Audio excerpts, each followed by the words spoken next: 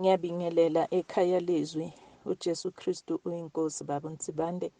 Nginebufakazi lobubili lengifuna kubuletha namhla. Kunemakhaya lamabili kule weekend lesibuya kiyo lebe ngiwakweleta imali. Then ikhaya lokucala makwakhona asengakashoni wanginika 100 rand ukuthi ucela ngimdilivele emalahle ngoba ngangithengisa emalahle ngaleso sikhathi leso. Sho ukuthi kuleli viki leli langinika ngalo le mali langinika yona 100 rand wabese uyashona. Kwatholakala ukuthi le mali sengiyisebenzisile. Sona ngiyisebenzisile ngangakhona ukuthi nginike labasele lapha ekhaya ngoba bebabantwana babancane. So kule weekend lesibuya kiyo uNkulunkulu ungihlanganise nasesi wakhona lo mdzala-ke bayifamily khona lapho. Babaninganyana-ke ngabe sengiyeda ngiyayibeka indzaba yami. Bathi bona bayabonga, bayajabula ukuthi ngitivete kubo ngisho ukuthi makwabo wanginika imali. Kepha bona bayacela futhi kimi ukuthi bacela kungayithathi le mali bayangipha. Babonga kuthembeka ukuthi ngithembekile ngilethe imali le bona bebangayadi. Ngabonga-ke ngandlula kubo. Ngaya kulelinye-ke likhaya la kwakuthengiswa khona tinkukhu ngaleso sikhathi nakhona kundlule iminyaka lengu-24 ngikweleta le mali leyo lenganga-25 rand ngihluleka kuyibhadala. So njalo uma nangime eceleni kwalelo khaya lelo ekuseni nangenti open air uNkulunkulu uyangikhumbuta ukuthi lapha ukweleta inkukhu. So ngabuyela-ke kuye lo mama lo sesi wakhona omdala bakhonza i-IPC. Ngafike ngatithula-ke ngasho ukuthi eminyakeni lengaka ngeda la ngabhuka inkukhu ngayinikedwa nguwe. Wangiphika lo sisi wathi yena akangati ene akakhumbuli yena anginika inkukhu. Akangati ena akaze angibone yena emachadodoko. Ngazama kumchazela ngatiletha kuye ukuthi akangikhumbule ngambalela konke. Wagcina avuma mara wathi yena akangati. Seke imali-ke ngacela ukuthi angayitshintshi ayithathe 100 rand njengoba injalo. Ekugcineni emavila wakhiphile lo sisi uthe uyabonga ukuthi ngitivete yena akakhumbuli anginika inkukhu. So uyabonga ukuthi kusenabazalwane basindisiwe labanjengami.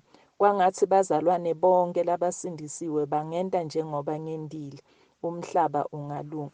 So lokungimangalisako ukuthi kungani uNkulunkulu angifihle kulo mama lokuthi lo mama angangikhumbuli. uJesu Kristu inkosi. uJesu Kristu inkosi. Ngiyabingelela ubaba nomama.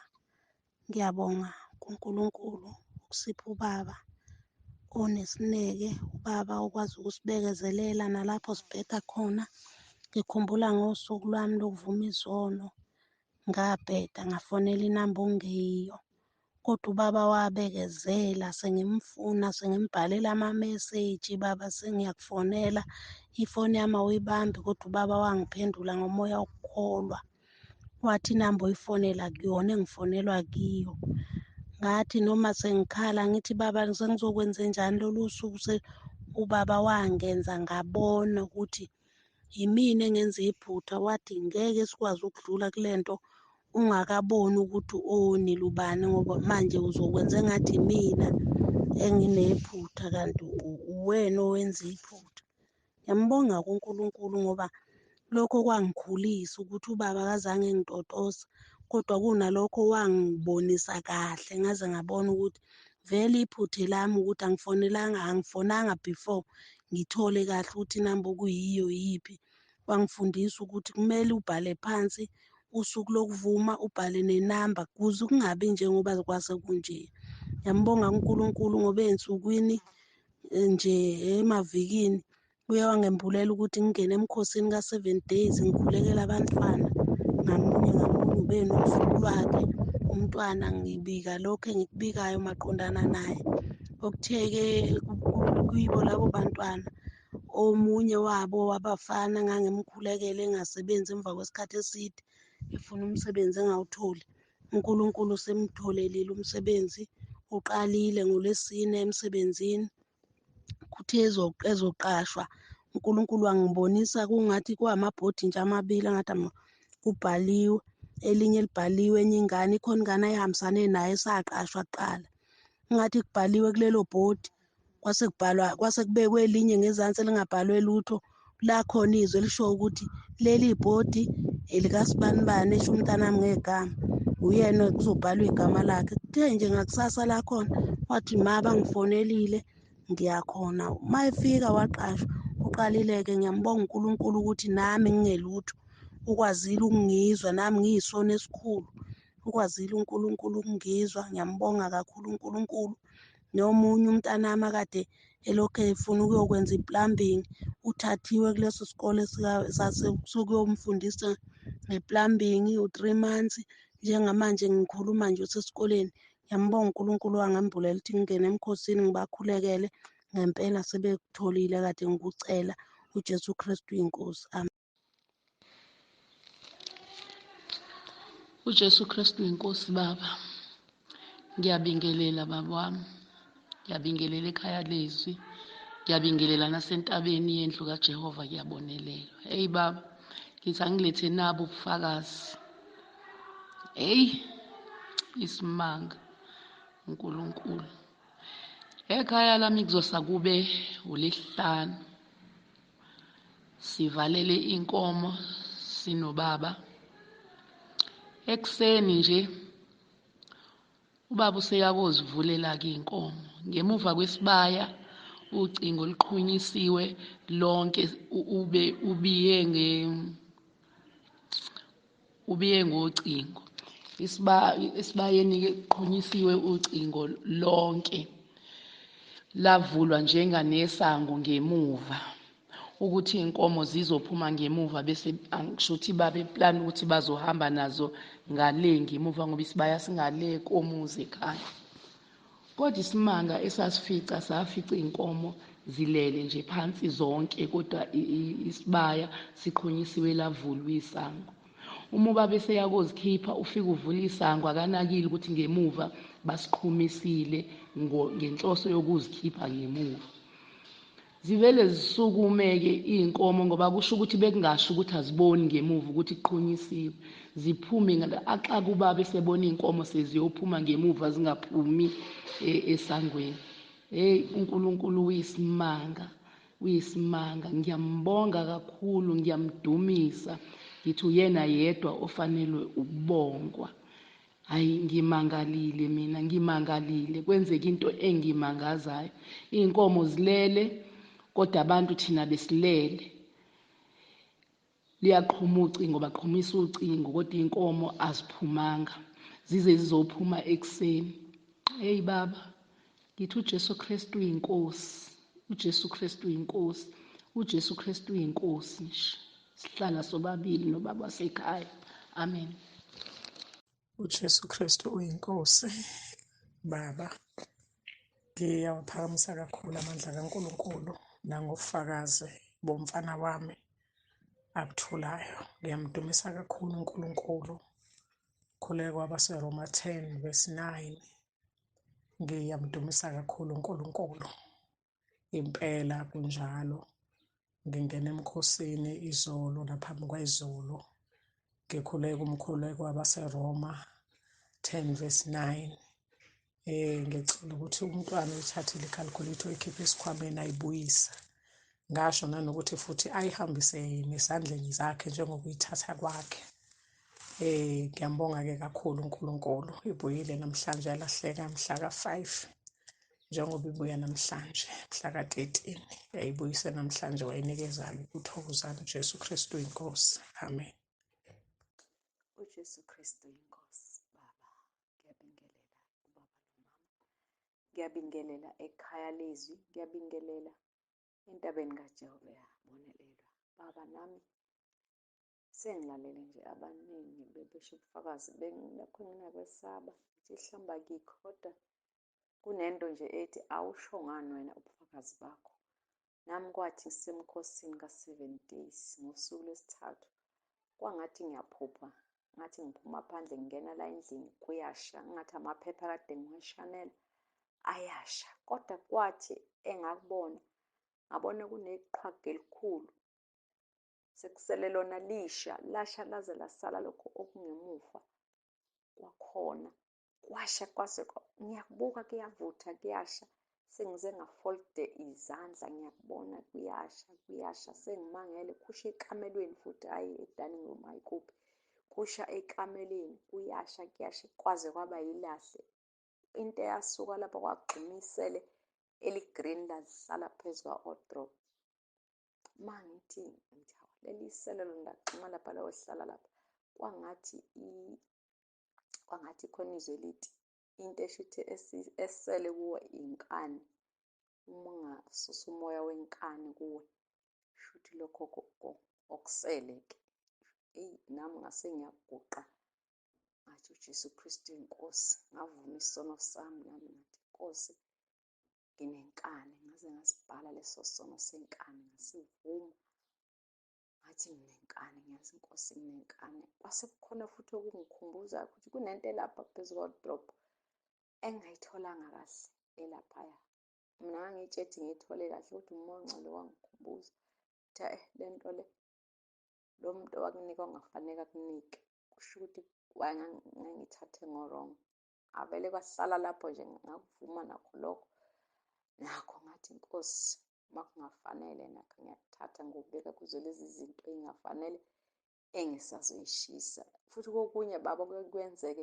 ngithi uma ngithi Nkosi ngikhumbuze konke okufanele ngokushisa ngivele ngithi uma ngikuthinta ngishawe uvalo ngithi Nkosi ngiyabonga angikhumbuze umoya ongcwele futhi yikho lokhu nakho ngithi uma ngithi ngibuka into make ngeza ngashawa uvalo bese ngiyakhumbula ukuthi kusho ukuthi bese kuba khona ukungitshela ukuthi lokhu awukutholanga kahle bese ngiyakuthatha ngokubeka kulezi zinto kuba nje okunye ngiyakubeka nje ngifuna ukho engikhumbuza ngubeka eceleni ngoba ngithi uma ngithi avela ngikhumbuza manje ngize ngishawule uvalo mangithinta lo nto ngiyambonga kakhulu uNkulunkulu uJesu Kristu inkosi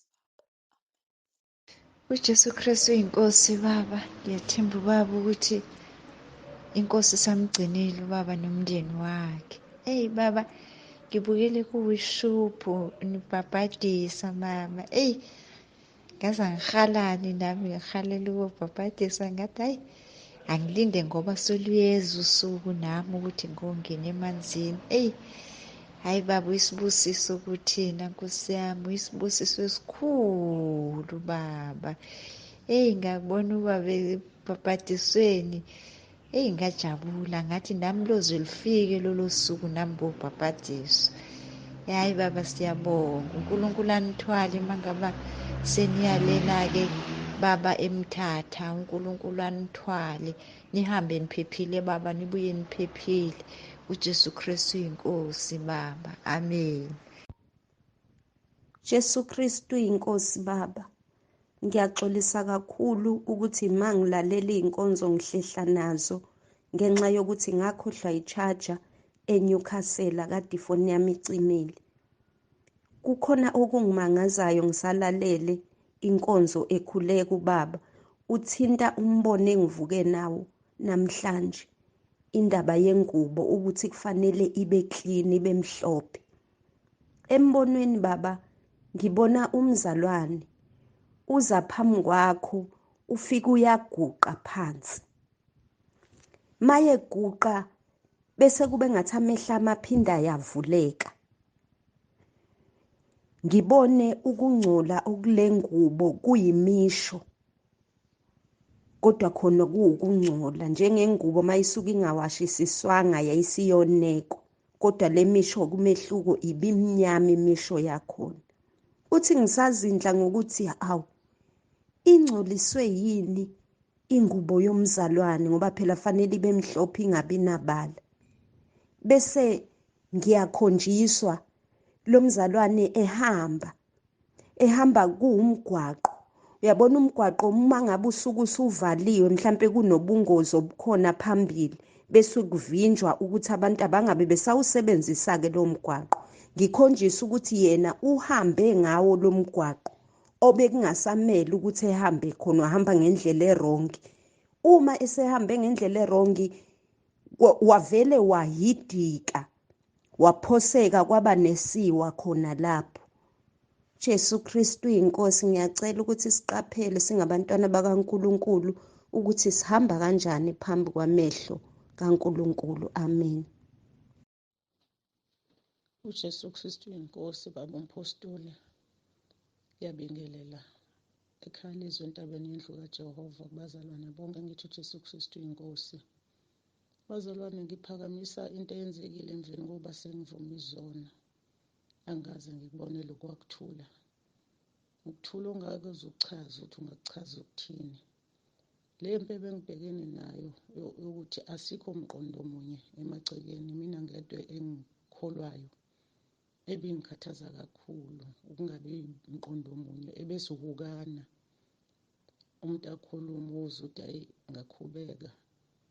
Kuphele konke ungathi angikho la, sokuthi umuntu noma ekhuluma ebheka le ngathi angikho la, ngingamnaki, ngizoba umnandi engingakaze ngibuzwe, ngizokuthula. Akuvumi noma bekufanele ngimemeze ingane ebishiye impahla yayo esikoleni. Ngathi ngiyaphuma kwali ukuthi ngimemeze, engathi ngingathula, engathi nje ukuthula nje okungekho la emhlabeni. Bazalwane, asizivumeni izono.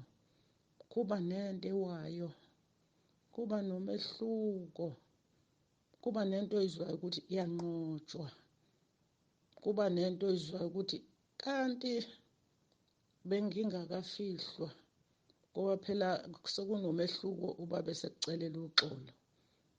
Asivumeni siyigcine idate. Ngiyabonga uJesu Kristu inkosi, ngiphakamisa amandla kaNkulunkulu. Ngiyabonga baba umpostoli, ngiyambonga uNkulunkulu ngawe baba umpostoli, nangomama.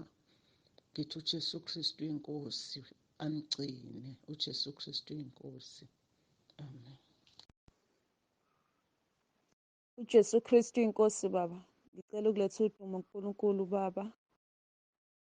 Ngase ndivi-eni kubaba lapha ngangisho khona ngithi ngibe nephupho ngibuka ingaphakathi lami liphansi kusukela emathunjini kuze kushaye enhliziyweni. Kukhona into ebihamba ngomthambo wegazi ngaphakathi ibheke enhliziyweni yami. Emva kwalokho kwalandela iy'nhlungu enhliziyweni, kwaba buhlungu kwaze kuze kuphumele nangemumva. Lezo ndawo beziba buhlungu kakhulu, engazi ukuthi kuba buhlungu nanengalo, kugwaza kancane kancane. Ngiyambonga kakhulu uNkulunkulu baba, ungiphilisile. Ngafika Sunday enkonzweni, iy'nhlungu zazisekhona, kodwa emva kokuthi ngibuye enkonzweni ngase ngiphilile. Ngiyabonga kakhulu baba ngomkhuleko. Okunye futhi ngiyambonga kakhulu uNkulunkulu ukuthi ngiba umuntu oke aqala umkhuhlane, ngizwe ukuthi kunomkhuhlane ofuna ukungiqala omkhulu futhi onzima. Uthole ukuthi kuvedlezela amathambo emzimbeni, ngizwe ngiyakhathala, amalunga onke ngiwezwa ukuthi hhayi, engazi ukuthi kunomkhuhlane onzima ozayo.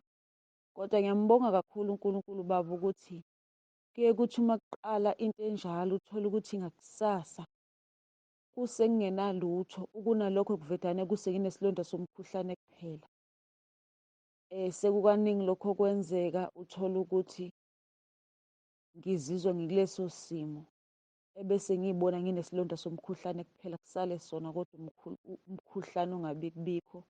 Ngiyambonga kakhulu uNkulunkulu ubaba ngakho konke angenzela khona. Ngithi uJesu Kristu inkosi. Ngiyabonga. uJesu Kristu inkosi baba, ngiyabingelela Nkosi yami, ngibingelela ubaba nomama. Ngithi uJesu Kristu inkosi, ngizondlulisa ubufakazi Nkosi yami. Ngimbonga kakhulu uNkulunkulu. uNkulunkulu wethu uyasithanda, uyasinakekela. Simbonga kakhulu ngawe baba Nsibane, ngiy'fundiso osifundisa ngazo. Nomama siyabonga Nkosi yami, siyakhula siyafunda. Nkosi yami ngimbonga kakhulu, angazi ngambonga ngithini uNkulunkulu. Ngani bazali, ngizondlulisa ubufakazi. Ngelinye ilanga ngisahleli ngihlushwa amagundwane endlini, adla endlini amosha, adla izinto zabantwana, adla konke. Nkosi yami ngikhuleka ngibuza uNkulunkulu.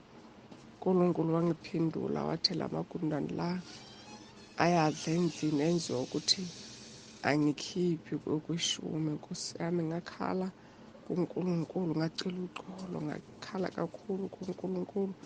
Bese-ke uNkulunkulu ungenzela ngomusa. Nkosi yami ngakhona ukukhipha, awasekho. Nkosi yami amagundane adlayo akasadli endlini, izinto zasendlini awadli tu izinto zasendlini. Okunye futhi uma ngiqeda lapho ukukhipha kweshume, kwaba khona utitsha esikoleni womntwana wami adayisa i-printer machine. Nkosi yami uma ngimbuza ukuthi imalini, utitsha wathi uzonginika yona mahhala. NoNkulunkulu bazalwane, masimkhonzeni, masimlaleleni, unamandla kakhulu. Uma ulalela uzokwenzela okukhulu. Nkosi yami ngithi uJesu Kristu inkosi, ngimbonga kakhulu uNkulunkulu ngani bazali ukuthi nisifundise konke okuhle, lisifundise ukwenza kahle, lisifundise ukumlalela uNkulunkulu. Ngithi uJesu Kristu inkosi. uJesu Kristu inkosi mkhulu, ngiyanibingelela egameni lenkosi yethu uJesu Kristu waseNazaretha. Hey mkhulu, siyabonga kakhulu, siyambonga uNkulunkulu nje nangoba bujali. Bengivelwe yifoni ey'nsukwini, yafa nje ifoni angafuni ukona, bekhona leyo shedding. Eyi, ngingasastresekile ngithi kodwa Nkosi yami, ngakhumbula ukuthi hayibo sino-YouTube ekhaya leZwi. Eyi, ngambonga uNkulunkulu, ngambona emuhle, ngakwazi nje ukulandela iy'nkonzo zonke, ngaze ngayikhandisa nje ifoni. Siyabonga nje uNkulunkulu ngoba bujala, ambusise njalo, amandisele. Siyabonga nje mkhulu nangamazwi every single day. Sekunzima ukuthi umuntu to go a day without ukuzwa izwi laNkulunkulu. Siyambonga nje kakhulu uNkulunkulu, anibusise, anigcine. Siyabonga uJesu Kristu inkosi, amen.